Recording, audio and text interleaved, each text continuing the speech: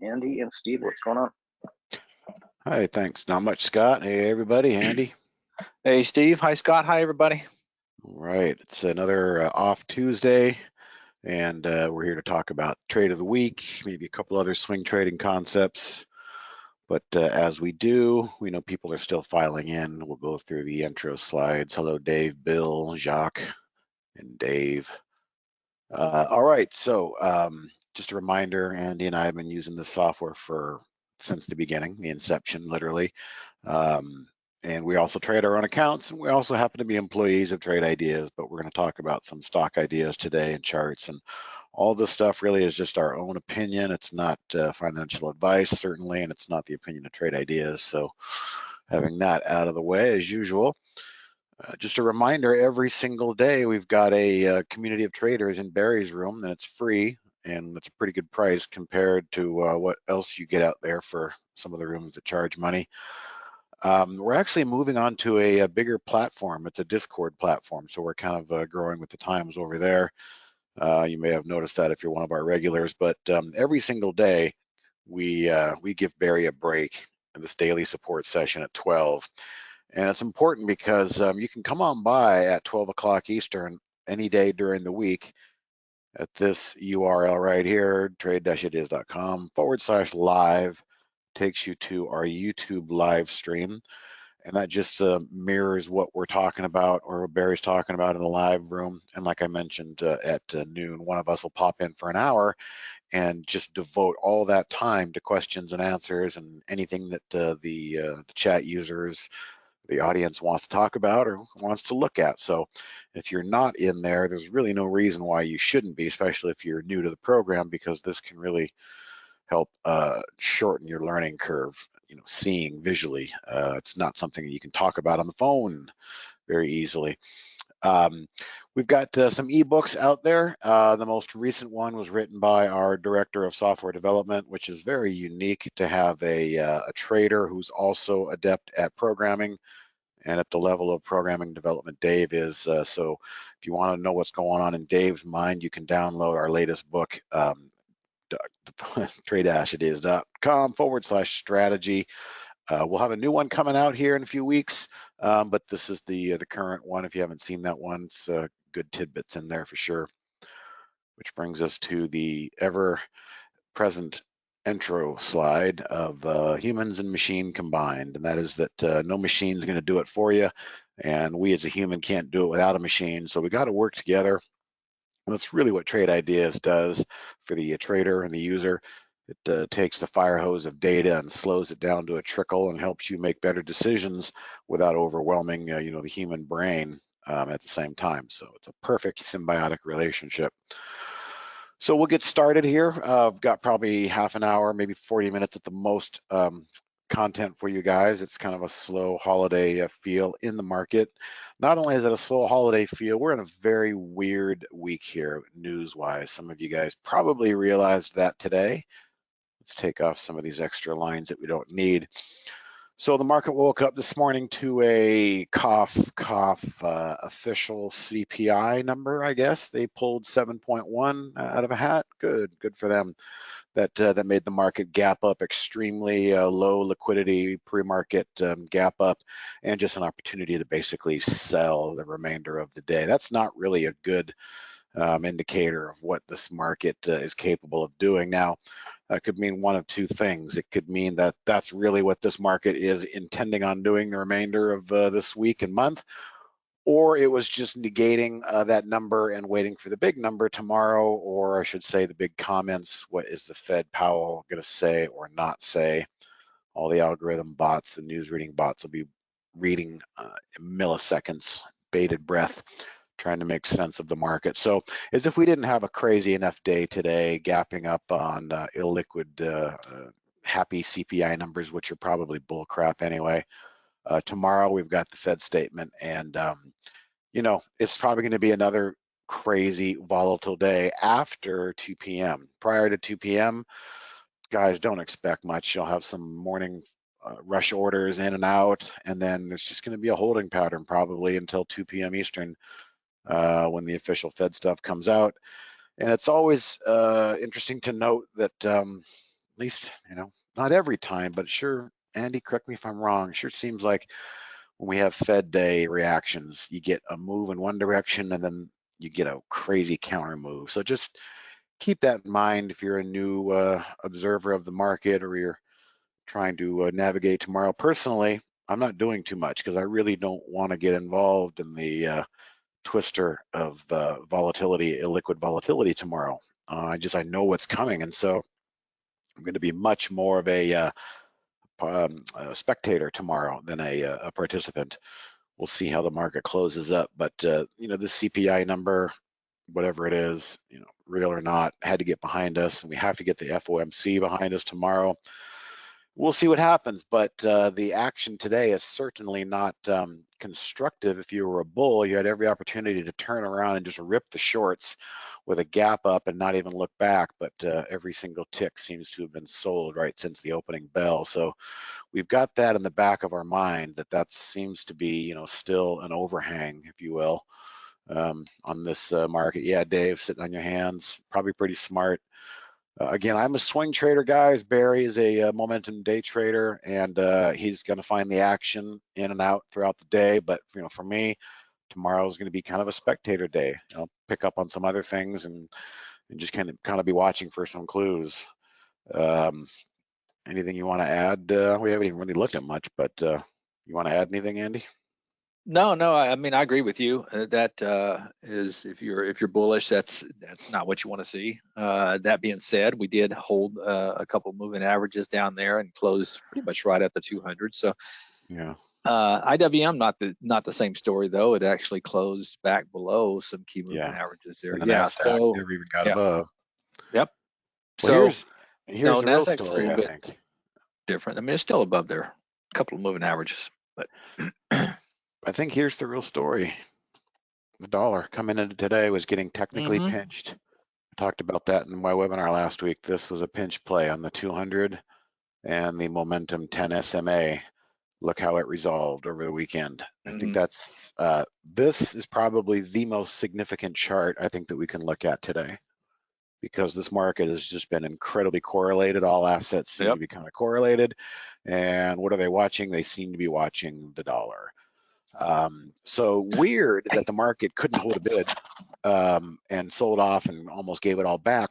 But also just as weird, the dollar handily closed below the 200-day. It didn't fight to get back up into this range. Now, you can look at the dollar with whatever vehicle you want. You can look at a basket of currencies, which is what this is doing, the ETF, or you can look at pairs, the dollar versus the yen, et cetera. It looks a little different, but this is significant. And I mean, there's probably no real coincidence that these price action moving averages have played a part. I've seen this a lot, and I've actually started calling it the pinch play, because you're literally pinching the price between two moving averages. You're painting it into a corner and you're waiting for a resolution. Well, in this case, it looks like the dollar resolved to the downside. I think that's very significant. We'll see how that develops, and it did it with good volume too, I might add.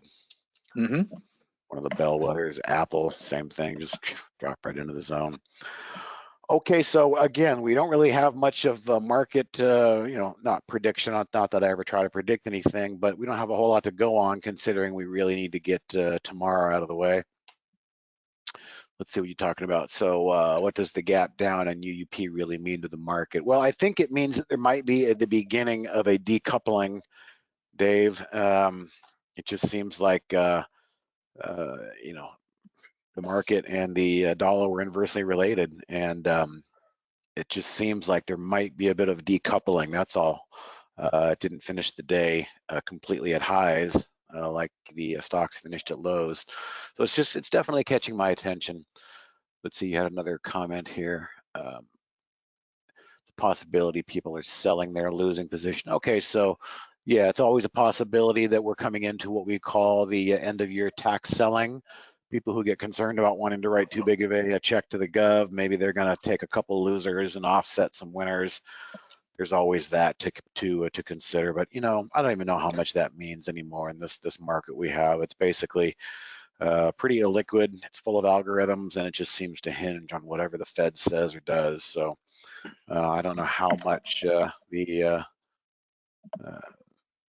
tax loss selling is going to be attributable this year.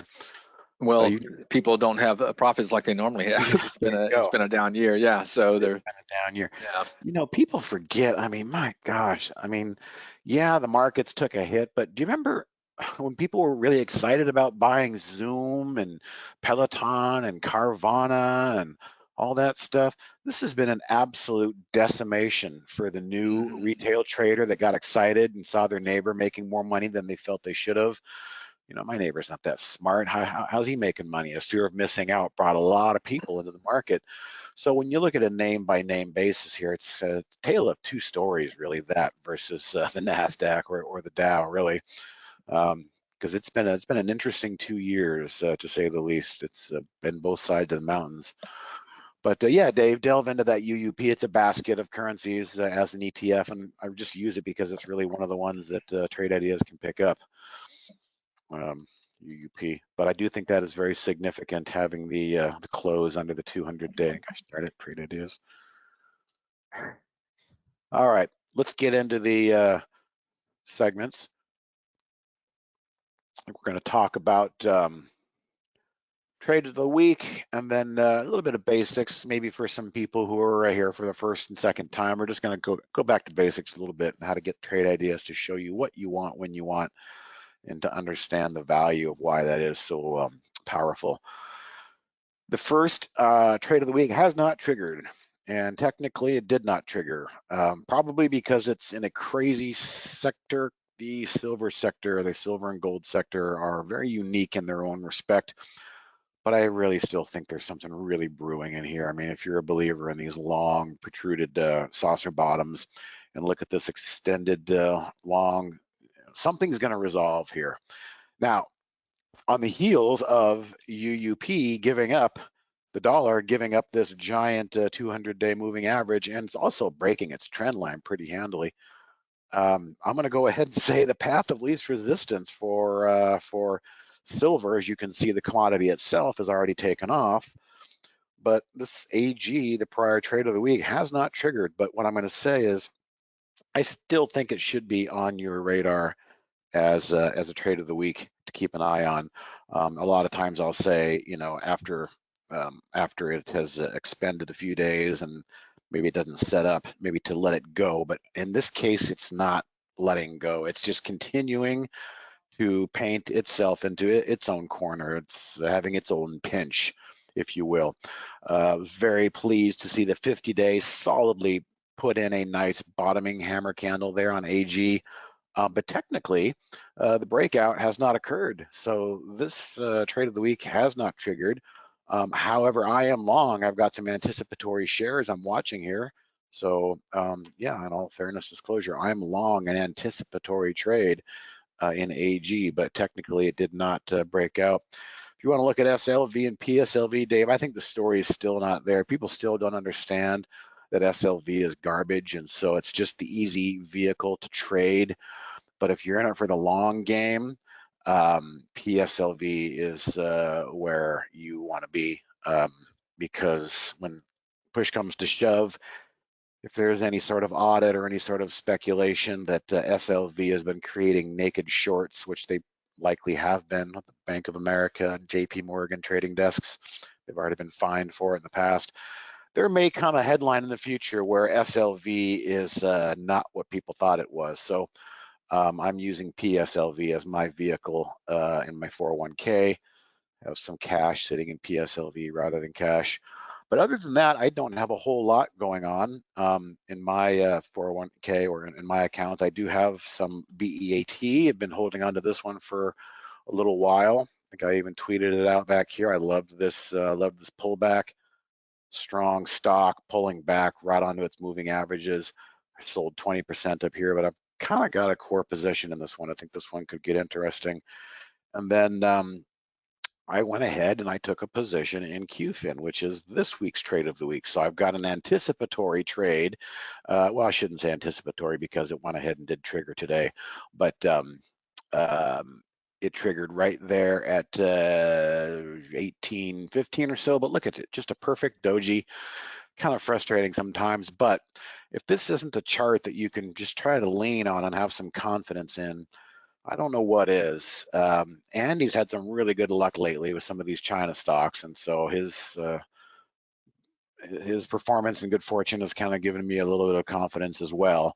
But regardless of what you're trading, that's a nice looking chart there, and it's live, so we're in it. And the risk management, of course, is to not let this give way. This is our momentum line. You can see it held there and it held there, and for the most part there. So we're trying to get a nice momentum move. Now, if this thing does take off and move tomorrow, I'll start selling some out in small pieces. For me, ideally, the perfect giant swing move is a day and a half. You get one big green candle and some follow through this second day, and you're trailing out with a lot of other people, hopefully. So that's what I'm looking for. Did you want to add something? No, I agree. I mean, it's the thing about these China stocks is they can have some pretty significant overnight moves, especially if the wrong news comes out over there. So you got to be, you got to be aware of that. Which the way I play it, I usually don't take too big of a position in these things because I know you can get some 10-15% moves really easy. So just be careful when you're playing these things. Yeah, that's the one thing. It's going to be with any swing trade is overnight risk for sure. But that being said, put up KWeb and MF. You can just put up KWeb. FXI is going to kind of show you the same thing, and we're definitely outperforming the U.S. markets. In the last couple of months there. That can change. It happened a while back, and but for right now, it is outperforming above all major moving averages there. Yeah, FXI was the other one. Just curious. Yep, pretty much the same thing. Well, that's probably pretty closer to the spies there. Interesting. Yeah. All right. Okay. Looks like we're good to go here. So let's see. What did I want to talk about next? I just wanted to talk briefly and remind people why Trade Ideas is a powerful scanner.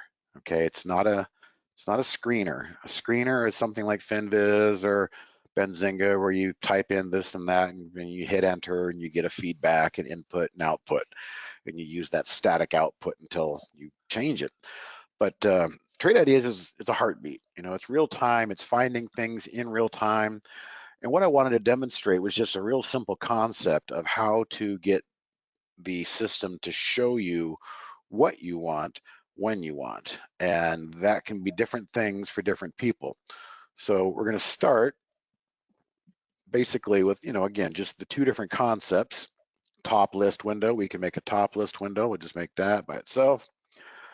And we can also start, with an alert window. And again, the alert windows, they have to have an event. And when we get an event, that's really the beauty of a stock screener, because the event is going to trigger the moment in time to the millisecond that you wanted to be notified of something happening. So, we can use top lists, but I think, for the demonstration I'm going to do here, we probably want to use alert windows. So we'll create, let's just go in here, we'll search, we'll start with a new low. Okay, we'll make that our alert. New low, make them both hot. All right. So the concept behind this is if I just put new low in there, that's just going to show us everything under the sun.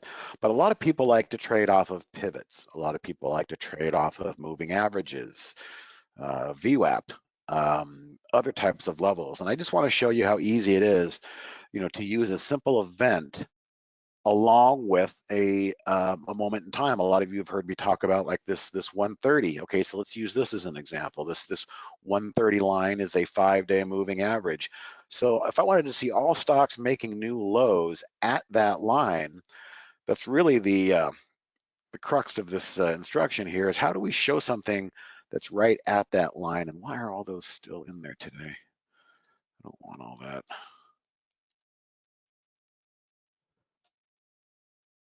Okay, so we're talking about new lows, but if I want to see only new lows at this particular filter, this is how we envelope it. All right, I would say no more than let's just try and hit it right on the line. Point negative 0.05% below to no more than 0.05% above.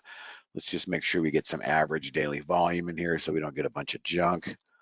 But we put 500,000 shares average volume, minimum price 5, maximum price 100.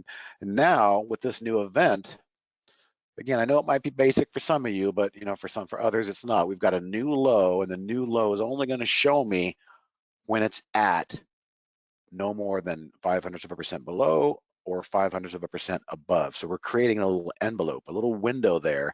And that's really a powerful programming strategy or configuration strategy that Trade Ideas offers. So as we go through and we start to look at these things, we can see, right to the number as soon as I click one here. Come on, charts.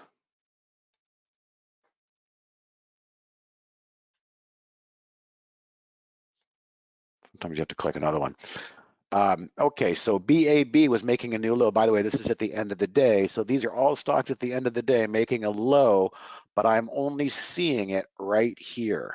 Okay, that is the way in which you can easily program that one. For some reason, that one didn't even draw. Perfect, there we go. So, if I was somebody who was looking to stock this NEO and I'm not interested up here, and we do this all the time, Andy, and I'll say, oh, that's nice, but I'm not gonna chase that, I might just watch and watch and watch. If it's something I'm stalking and thinking about buying, these types of alerts in real time tell me, hey, this thing just pulled back and may find support at that level. Let's try something different. We don't have to use the same thing every time. We'll try, say, let's use S1, support 1 level, distance from S1. Okay, so we'll add that now. We'll clean out the 5-day moving average, and we'll say, show us things, the same thing, okay, negative, start with a negative 0.05 below and 0.05% above, and everything else being equal, show me all the things that are pulling back and making a new low to their S1 support pivot line. And if we run a history today, this is going to be them. Now, I don't really have anything on my chart that shows actually where the support line is, which brings us up to a very good point. Let's go ahead and open up this single stock window here, and let's see BG. Come on, charts. Don't fail me now. Here we go. Okay, let's try this again. There we go. Cowan pulled down and made a new low at the support level. Now, you might ask yourself, well, I can't see what the S1 level is. So what we could do is we can go into the configure mode of the single stock window here, and we can just pair it up and just say, where is S1? Where's the S1 distance from S1? Let's go ahead and show that column. Okay. So now if you're somebody who really likes to trade off of pivots or distance from pivot S1, no matter what stock I bring up here, it's going to tell me that it was right there at its pivot when the alert went off. That's the current value, but when the alert went off, it was right there from its pivot. So again, we're just taking event, new high, new low. It doesn't even have to be a new high, new low. You can use other events like, running up is a popular one. Basically, it's not making a new high, but it's running up. Bids are stacking up. You're getting some movement. That's something that the machine, the hard coding can identify for you. New 5-minute high is always a good one too. Maybe you want to try a new 15-minute high. So these are all areas of interest. Whoops, I type in high and I would see new 15-minute high. These are all areas of interest that you could find using different events and different filters. You can do the same thing with a VWAP. If you're a VWAP trader, we would just go and we'd look for distance from VWAP 1, and we would say add this filter. We do the same thing. We'd clean out the other ones. Actually, I didn't have the other one in there, so we could do negative 0.5 below and 0.05% above.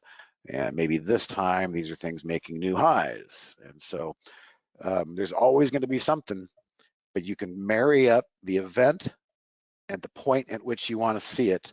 And no other program can do that. So if you're a trader who's been out there for a while and you really know what you're looking for, okay, let's see, we got one maybe here. Can we show the config setup for S1? Sure, Jonathan, let's go back. Go back to support 1, because I may not have even configured that. Let's take out VY. It's the same thing. I'm basically creating an envelope, Jonathan, with whatever filter I'm using, whether it's an SMA, no matter what time frame it is, or VWAP. We could do the same thing with Bollinger Bands. Only show us stuff that's in the high end of its Bollinger Bands.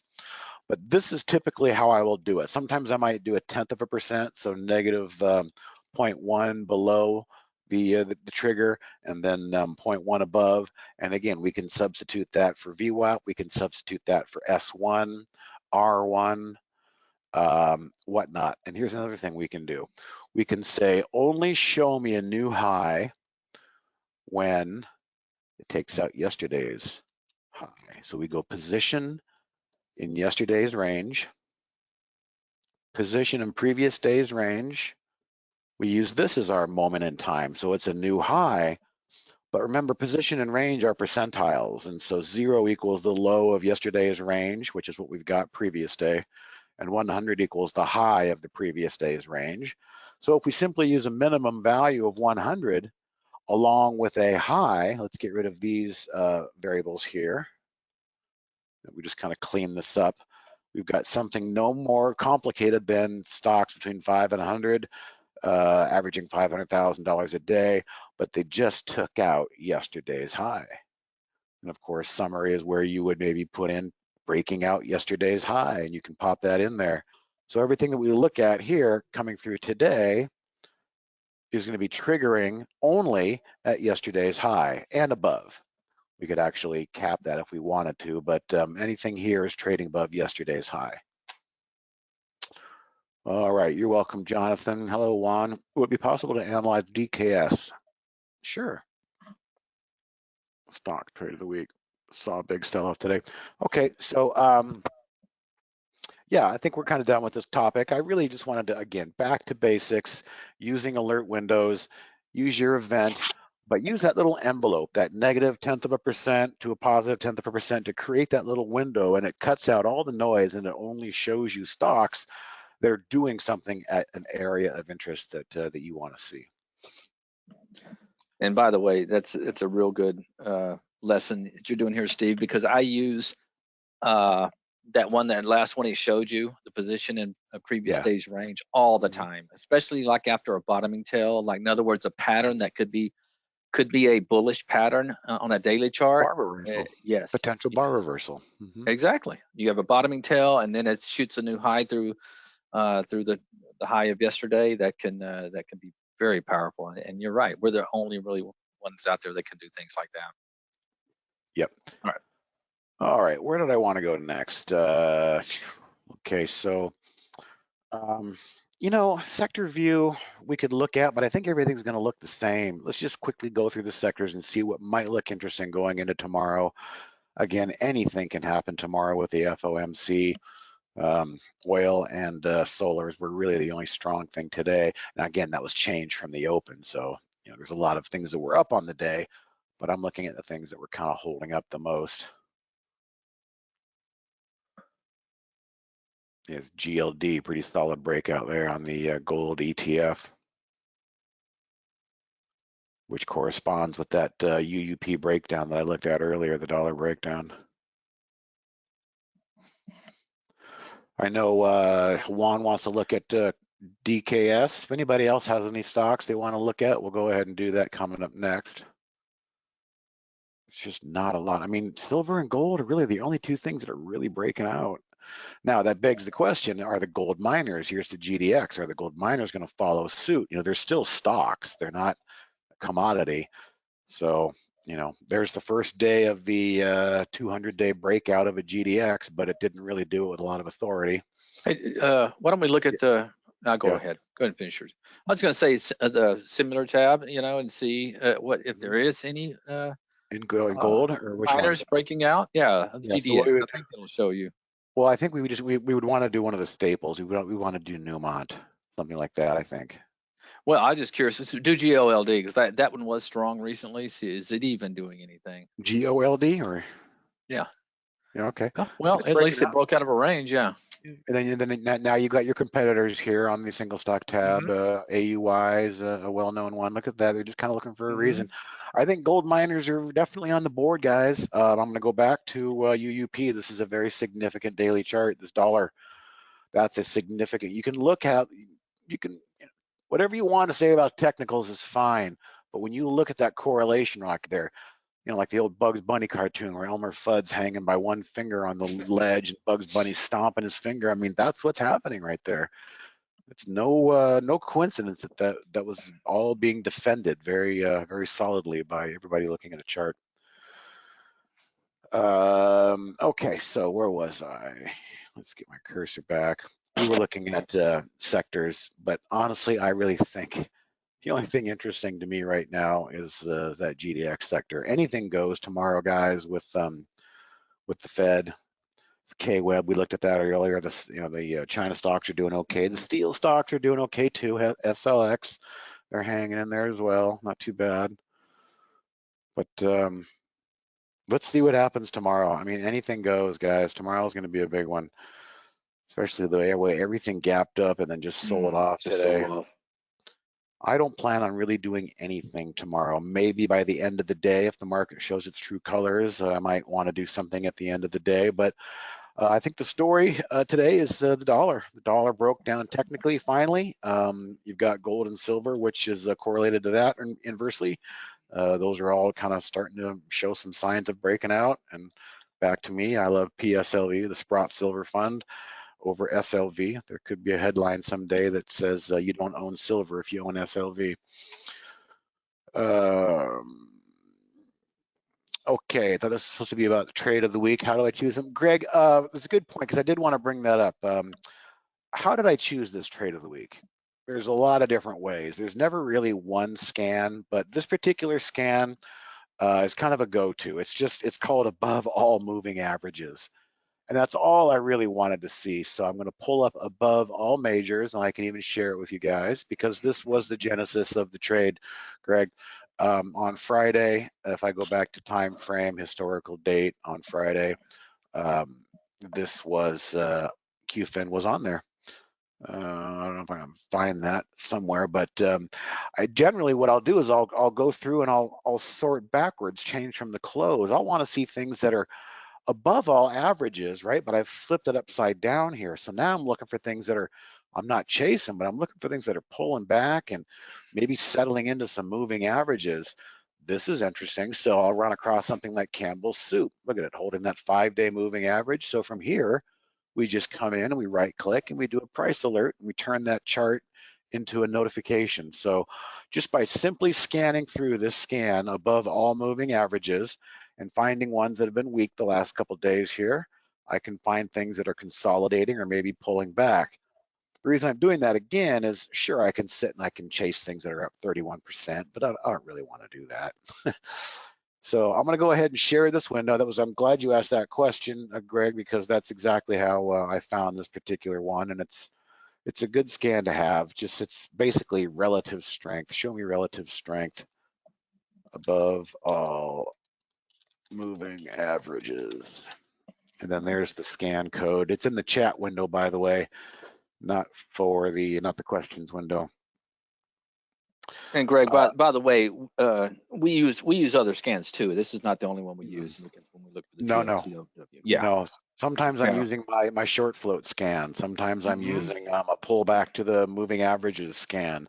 Yeah. So there is no one go-to scan. Every week it could be something different. Some weeks it's actually a sector. I mean, I could have easily come in here and just said, geez, maybe I'd look at GDX and just call that as a sector by itself, not taking any single stock risk because that's a decent looking chart. So it's always going to vary from week to week. We never really know, Greg. All right, so let's get into the last segment here. We'll look at individual names you guys want to look at. So Juan had the first name of the day. If anybody else does, go ahead and type it in. DKS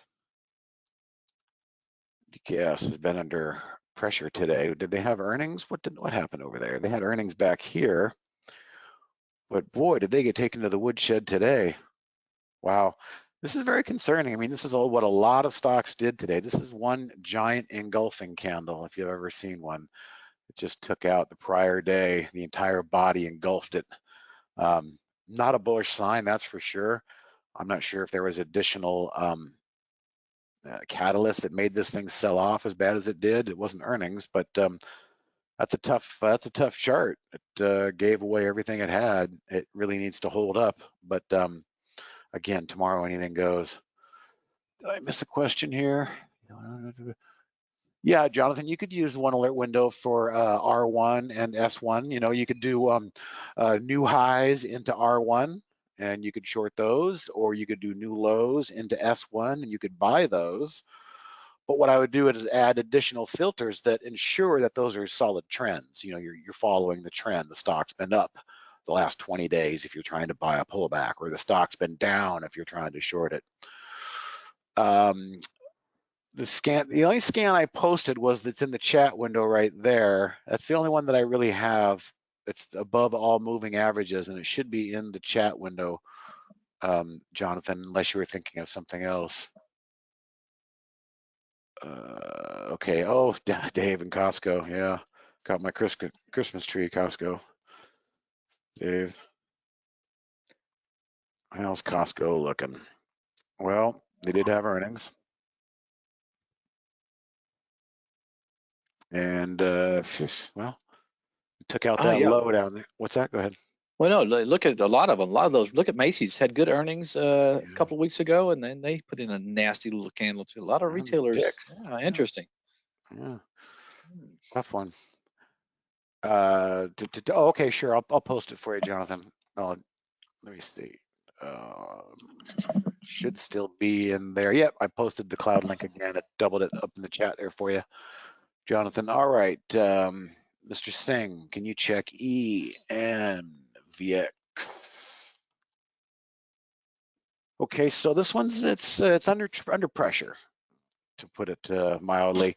It needs to get back above these moving averages. You can see the 10 and the 20 are really just having their way with the price action here. It's below the 50, it's below the 200. It's got to dig in here, and it's got to start turning around and posting some closes back above. You know, the only thing I can say about this particular chart in a nutshell is it's under pressure. It was looking good back here, but it broke. See, it broke its 50-day, and ever since it broke its 50-day, it tested it again. Couldn't get back above the blue 50-day. Probably bad earnings there. And now it's just in general ill health. It really needs to hold this level right here. We'll call it 1125. Yeah, you're good. Okay, good. You got it, Jonathan. You're on mobile. All right, I think we cleared it up. I think we got through all the content we wanted to today. Anything else you want to add, Andy? If not, No. all You right. covered it. Covered it good. All right, we'll bring in Scott for some last minute announcements, and we'll see you next time.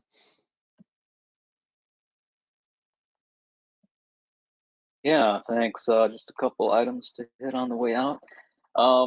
We can do commission-free trading directly through E-Trade. We have an integration with Brokerage Plus.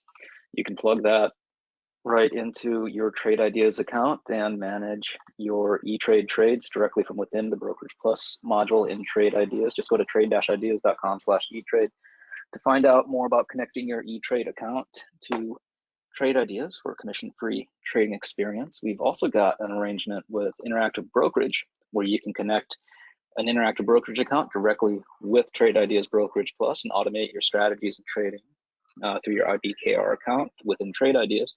To find out more about becoming an Interactive Brokerage customer, go to tradeIdeas.com/IBKR. I've got a code today. Fast Data will save you 15% off any upgrade from standard to premium or any new subscription with Trade Ideas.